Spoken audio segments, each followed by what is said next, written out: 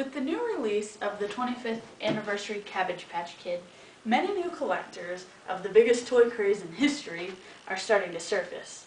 Today, I will be discussing information new collectors want to know about the dolls before purchasing one for their collection, including the different factories and traits of each factory, different head molds and how to identify them, rarities involving the clothing, hair color, style, and miscellaneous rarities that are out there.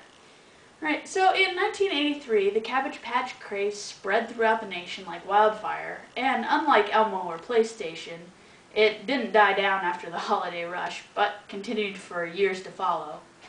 Each kid came with a birth certificate and was stamped with the creator's signature on the rear, with each color signature representing the year it was made, as seen here. Within the first 6 months, Coleco had produced over 2 million dolls, but still could not keep up with the demand of the public. This resulted in the company opening 5 more factories to meet the demands of the US and international market, and also had to outsource to 4 other companies around the world, such as Jesmar in Spain and Tescuta in Japan.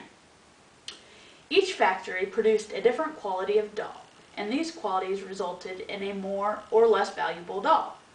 The factory's initials can be found circled on the doll's side tag, located here.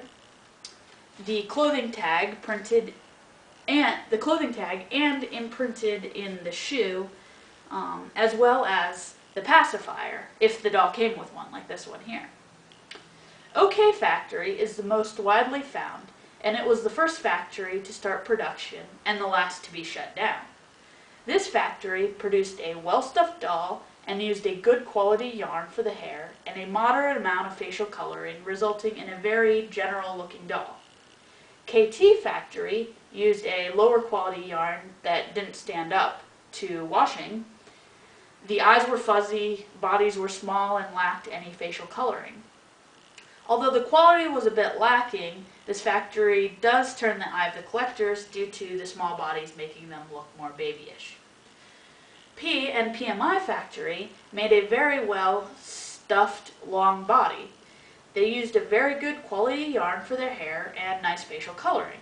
However, it was to be found out in later years that they messed up in the chemical compound used in the vinyl, which resulted in what collectors call pox, which you can see on this doll. These are small greenish colored dots or clear spots of color separation caused by the moisture and high temperatures. IC Factory, along with P and PMI, made the same quality, but they too messed up the chemical compound and resulted in lots of dolls having an all-over greenish or grayish complexion. UT Factory is the most sought-after factory by collectors. They produced a normal-sized, well-stuffed body, top-of-the-line thick yarn for the hair, and ample amount of facial coloring. The next important factor in determining the identity of the doll is the head mold. During the first 2 years of production, there were 4 different head molds used. Starting with the 3rd year, 4 new head molds were introduced. Then, in the 4th year and every year after, new head molds were introduced. However, I'm only going to discuss the trace of the first 3 years because there's just simply too many. The head mold can easily be found imprinted on the lower back of the head, located just under the hair in most cases. Head mold number 1, which is this little girl here, is referred to as the shy face. It has a very small smile with no dimples. Number 2 was the most commonly used and has 2 dimples and a long straight nose. It was also given 2 different sizes of eyes. Small eyes if the kid had freckles, like her, she has some freckles here, and large eyes if they didn't. The number 3, referred to as the happy face, has 1 dimple and a big smile. Number 4 is the most sought after among collectors and happens to be my favorite because this head mold has a hole in the mouth for a pacifier to fit into. Number 5 introduced kids with their first tooth. And number 6, which I don't have an example of, made a return of another pacifier face, like the number 4, only with chubbier cheeks.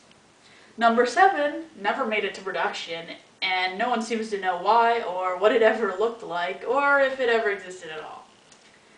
Number 8 has a very distinguishable upturned nose, which I don't have an example of, but the upturned nose feature was used to hold up eyeglasses that it came with.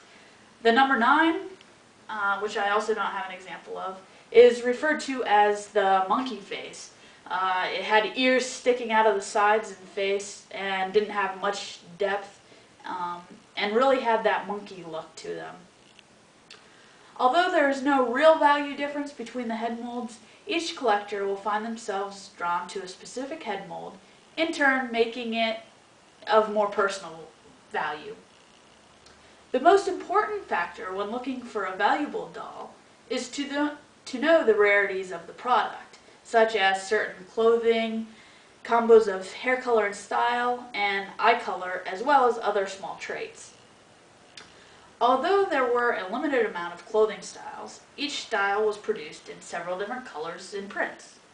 Some of these colors, prints, and styles were seldomly used, resulting in rare and hard-to-find outfits, including but not limited to the following: overalls in floral prints for girls, and engineering stripes for boys.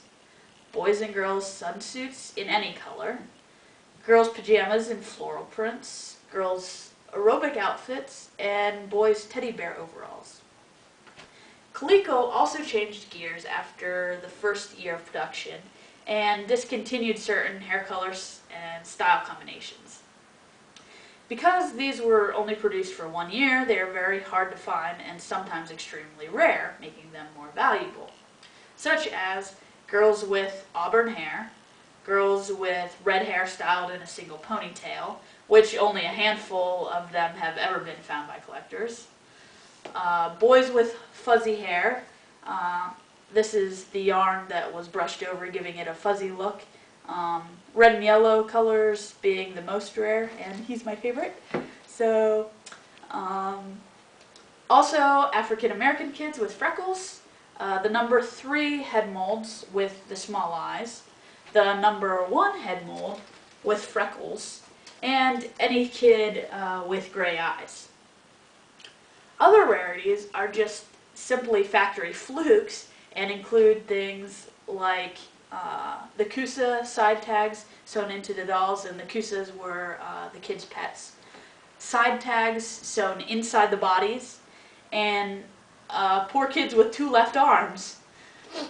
With the information provided, a new collector can now make an informed decision on how to identify a doll and what specific details to look for when adding a new doll to their collection. With over 200 million Cabbage Patch Kids produced, there are thousands to choose from, making Cabbage Patch Kid collecting a hobby that could last you a lifetime.